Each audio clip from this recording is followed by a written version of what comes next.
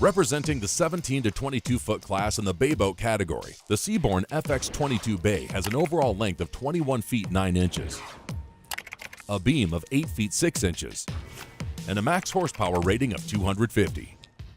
Built for running inshore waters and venturing outside of an inlet, she has a draft of 11 inches, a dead rise of 17 degrees, a dry weight of 2,000 pounds, and a fuel capacity of 52 gallons.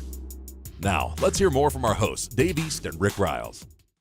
Okay, this is the Born FX22. And you know, sometimes a flats boat is just not big enough, but you don't want to make that transition into, say, a small offshore center console.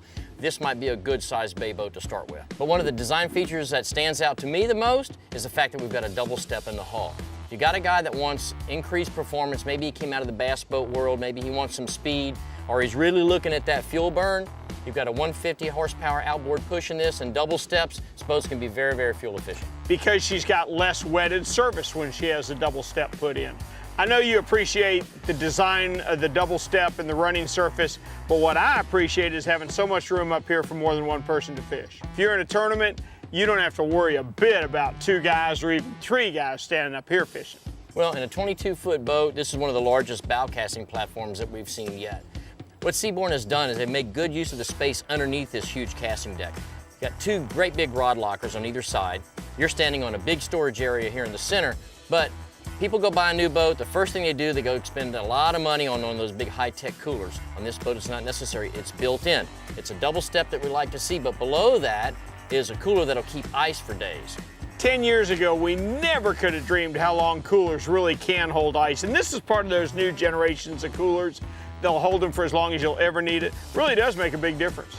Well, as we go aft and step into the cockpit, let's look at the size of this console. It's smaller than we've seen in other 22-foot boats, but on this boat, I think it fits pretty well. See what I mean about the size of the console?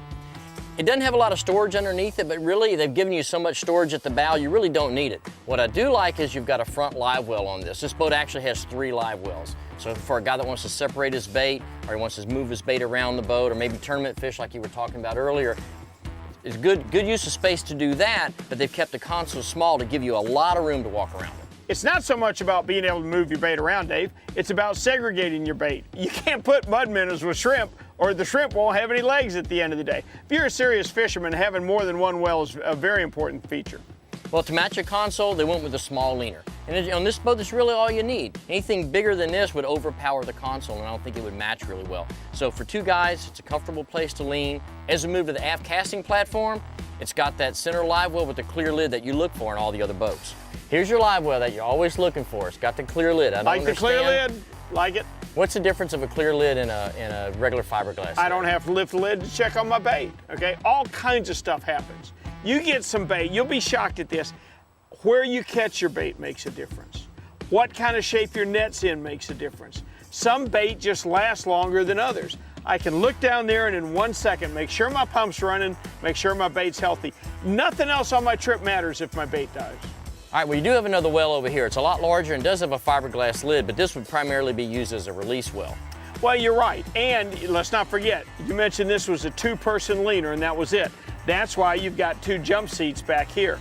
You're not going to be constricted by only 2 people going. You can fish 4 comfortably out of this boat. Well, like we keep saying, a lot of people now are bringing their families on the water. It's a great place to put the kids. It's here at the back of the boat. It's safe. They're inside the boat. This boat can go offshore on the perfect day, but it's not her mission.